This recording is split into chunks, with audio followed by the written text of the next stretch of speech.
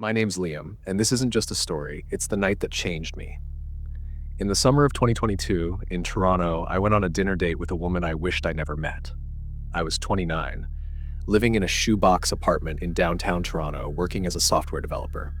I'd been single for a while, not really chasing anything serious, but open to meeting someone who got me. Like a lot of guys, I turned to a dating app, swiping through profiles during late-night coding sessions. Most were a blur, same poses, same cliches. Then I matched with Sophie. Her profile was magnetic. A photo of her laughing in a sundress, hazel eyes that sparkled, and a bio that mentioned her love for indie music and hole-in-the-wall restaurants. Her first message was flirty, sharp, like she'd already figured me out. We texted for days, trading banter about our favorite bands and Toronto's overrated restaurants. She was quick, funny, and made me feel like I was the only guy in her inbox. After a week, she suggested dinner, saying she knew the perfect spot. I was all in, already picturing where this could go.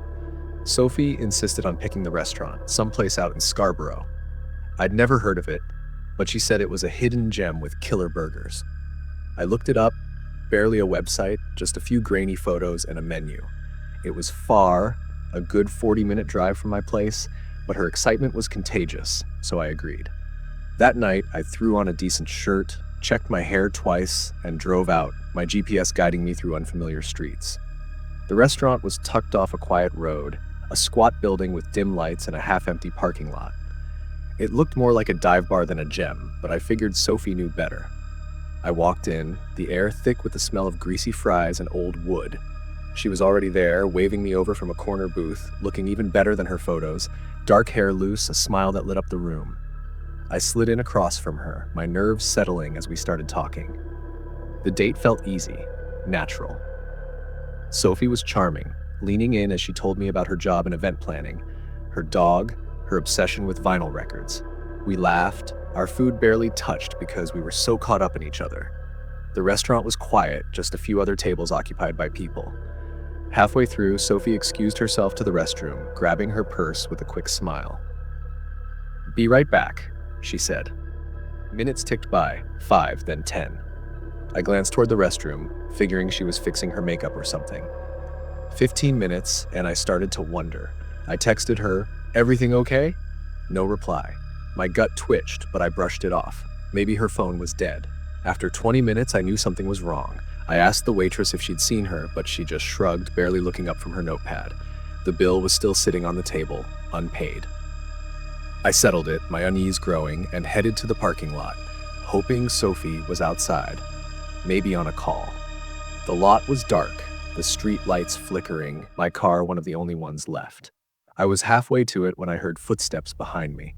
I turned, and two big guys were right behind me. One had a hoodie pulled tight, the other a crooked smirk. "Got a problem, buddy?" the smirking one said. My heart slammed against my ribs. I mumbled something about leaving, but they stepped closer, boxing me in. Before I could react, the first guy swung, his fist catching my jaw. Pain exploded, and I stumbled. The second grabbed my wallet from my pocket, ripping out my cash and cards. I tried to shove past, but they were fast. One kicked my legs out, and I hit the gravel hard. They didn't stop, landing blows to my ribs, my back, until I was curled up, gasping. It was over in seconds. They took my phone, my watch, and ran, their footsteps fading into the night. My head was spinning, but I dragged myself to my car, fumbling for my spare key in the glove box. I drove to a gas station, barely able to see through the pain, and used their phone to call the police. At the hospital, they stitched my lip, taped my ribs, and told me I was lucky it wasn't worse. The cops took my statement, but I could tell they weren't optimistic. Since my phone had been stolen, I only described how Sophie and the two guys looked. A few days later, a detective called. Sophie wasn't real, or at least, not who she claimed. Her real name was tied to a string of scams across Ontario. She worked with a crew, luring guys through dating apps to isolated spots where her partners would rob them. The restaurant was a front, probably in on it. Her profile was gone, her number disconnected. My wallet, phone, and watch were long gone, and so was she.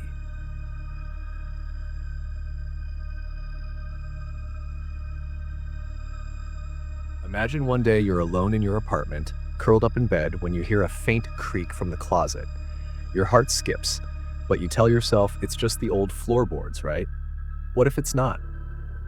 What if someone's there, hiding, watching you live your life and you have no clue? I'm Sarah, and this happened to me in the spring of 2023, Los Angeles. I was 28, grinding through life in LA, where the glamour is just a filter over the loneliness. My tiny one-bedroom was my sanctuary, but some nights it felt more like a trap. I'd been single for a while and the quiet was deafening. So I downloaded a dating app, hoping for a spark.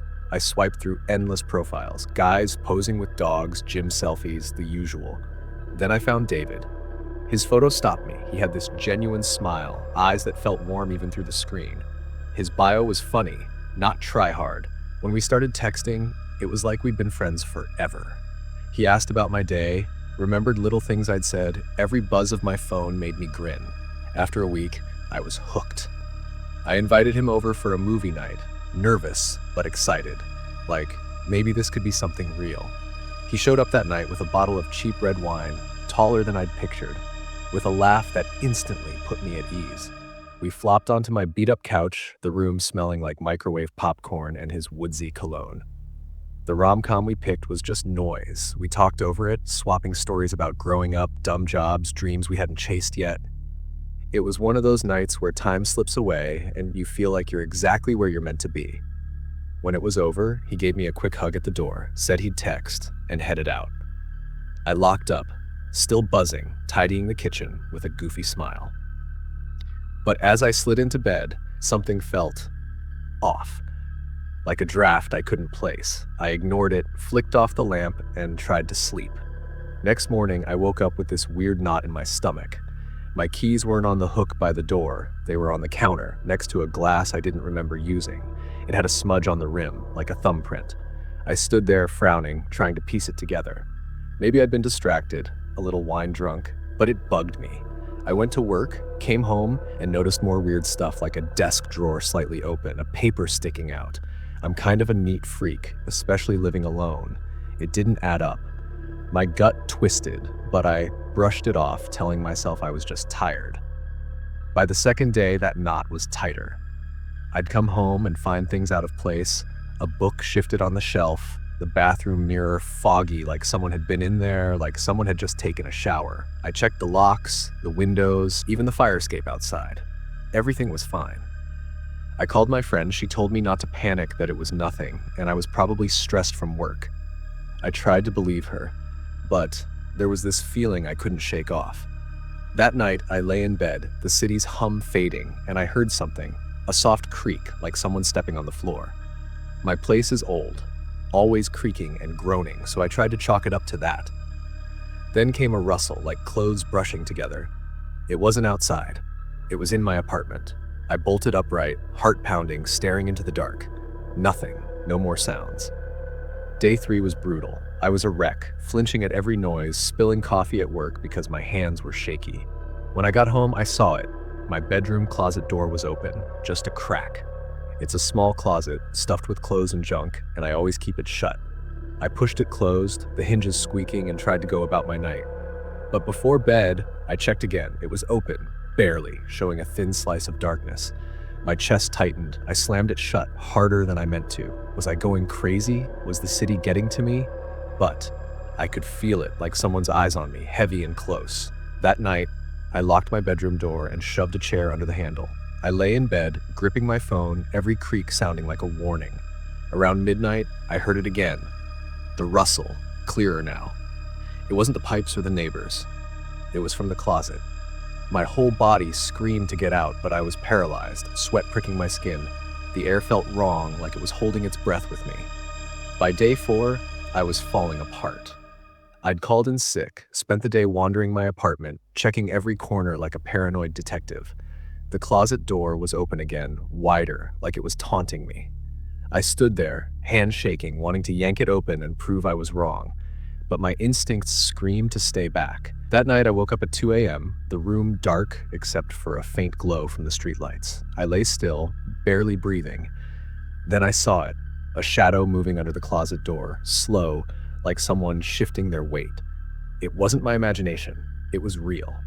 I fumbled for my phone, hands trembling so bad I almost dropped it. I dialed 911, whispering, "There's someone in my apartment, in my closet." My voice sounded like it belonged to someone else. Waiting for the cops felt like forever. I was curled up in the corner, on the door, clutching a pair of heels like they were weapons. When they knocked, I jumped, and a little part of me was relieved.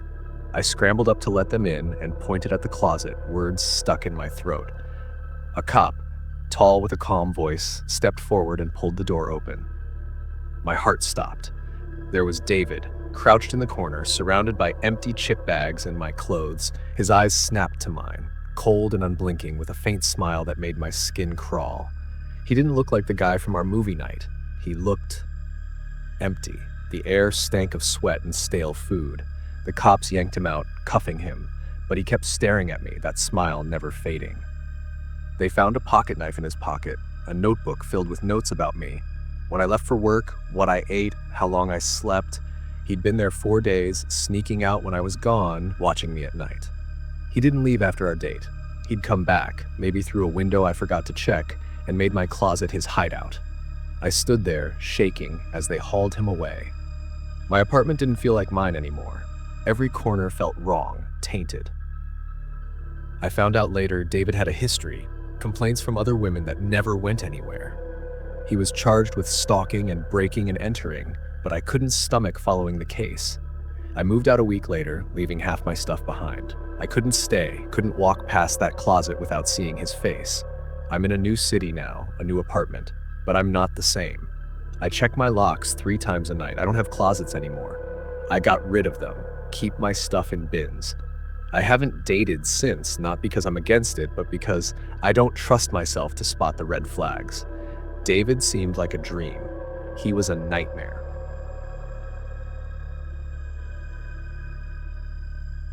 In the winter of 2023 in Johannesburg, South Africa, I was 27, living in a small flat in Melville, working as a barista while saving up for art school. I'd been single for a while, not really hunt for love, but open to a spark. Like a lot of people, I turned to a dating app, swiping through profiles on slow afternoons between coffee orders. Most guys were predictable: gym pics, car selfies, and unrealistic bios. None of the profiles looked real. I was about to delete the app altogether when Marcus popped up, unexpected but somehow familiar. His profile stood out, a photo of him in a black jacket smirking under a streetlight, with a bio that said he worked at a mortuary and loved finding humor in the shadows. We started talking, and he didn't seem that bad. He'd share bits about his job, preparing bodies, dealing with grieving families, but always with a twist, like how he'd sneak extra sugar into his boss's tea to mess with him. It was weird, sure, but it intrigued me. After a week, I was curious enough to meet him. Our first date was at a quirky bar, all neon signs and vinyl records spinning in the background. Marcus showed up looking like his photo, tall, lean, with dark eyes that seemed to catch everything. He had this quiet intensity, but his dark jokes about life and death kept the mood light. We talked for hours, swapping stories over gin and tonics, the air thick with the smell of citrus and cigarette smoke from the patio. He told me about growing up, how he fell into mortuary work after dropping out of uni. By the end of the night, he walked me to my car, gave me a quick hug, and said he wanted to see me again. I drove home buzzing, feeling like I'd met someone who wasn't afraid to be real. A few days later, Marcus texted about a second date. He wanted to do something different, something special. He suggested I meet him at his workplace, a mortuary in Randburg, after hours. He said he'd give me a tour, show me the behind-the-scenes of his world. I hesitated. Hanging out in a mortuary sounded creepy, even for me. But he played it off with that dry humor, saying it'd be like a haunted house, just less fake. I laughed, and his confidence made it feel like an adventure. I agreed, telling myself it was just a date, something to tell my friends about. That night, I drove out to Randburg, the city lights fading into darker, quieter streets. The mortuary was a low gray building, its sign barely lit, surrounded by a chain-link fence. I parked in the empty lot, my headlights catching the glint of a security camera. Marcus was waiting by the side door, dressed in a dark hoodie, his smirk visible in the dim light. "Ready for the VIP tour?" he teased. I forced a smile, my stomach fluttering with nerves, but followed him inside. The mortuary was cold, the air sharp with the smell of disinfectant, and something heavier I couldn't place. The hallway was lit by flickering fluorescence, the walls a dull beige that seemed to swallow sound. Marcus led me through, pointing out the embalming room, the storage area, his voice casual like he was showing me a museum. I tried to match his vibe, cracking jokes to ease the creepiness, but my skin prickled. He seemed different tonight, less chatty, his eyes darting to the shadows. I chalked it up to the setting, telling myself I was just spooked. Then he led me to a showroom, a quiet room lined with caskets on display, their polished wood gleaming under soft lights. It was eerie, but kind of beautiful, like art in a twisted way. Marcus's mood shifted, his smirk back. "Want to see something cool?" he said, gesturing to an open casket, its satin lining a stark white. "Lie down in it, just for a laugh." I laughed nervously, saying it was too weird, but he kept pushing, his tone playful but insistent, like it was a dare. "Come on, live a little," he said, his eyes locked on mine. Against my better judgment, I gave in, thinking it'd be a quick, silly moment. I climbed in, the satin cool against my back, and lay down, forcing a grin as he stood over me. Then it happened. Marcus's face changed. No smirk, just a blank, cold stare. He slammed the casket lid shut, the heavy wood crashing down, plunging me into darkness. I heard a click, like a lock snapping into place. My heart stopped. I pushed against the lid, but it wouldn't budge. I yelled, my voice muffled, panic clawing at my chest. No answer, just silence. I pounded on the lid, my fists aching, screaming his name, but the only sound was my own ragged breathing. The air was thick, suffocating, the satin pressing against me like a trap. I clawed at the edges, my nails scraping, searching for a latch, anything, nothing. My phone was in my bag, outside the casket, useless. I was trapped. Minutes dragged like hours. I screamed until my throat burned, my voice hoarse, my hands bruised from pounding. My body shook, sweat mixing with tears as I fought to stay calm. I thought about my family, my friends. I wondered if this was it, if I'd die in this box, forgotten. Then, faintly, I heard footsteps, not Marcus's, but heavier, slower. A voice, distant, called out, "Anyone here?" I screamed louder, banging with every ounce of strength I had left. The footsteps got closer, and I heard a muffled curse, then the screech of metal. The lid flew open, and I gasped, gulping air, blinded by the light. A security guard stood there, his face pale, a crowbar in his hand. I collapsed against the wall, sobbing, my legs jelly. I spent nearly 2 hours in that casket, every second a lifetime. The police came, took my statement, and tracked Marcus down a week later. His real name was different, a man with a record of petty crimes and a twisted obsession with control. He'd planned to come back, maybe to scare me more, maybe worse. They weren't sure. He was charged with attempted kidnapping, but the trial's still pending. I don't follow it. I can't.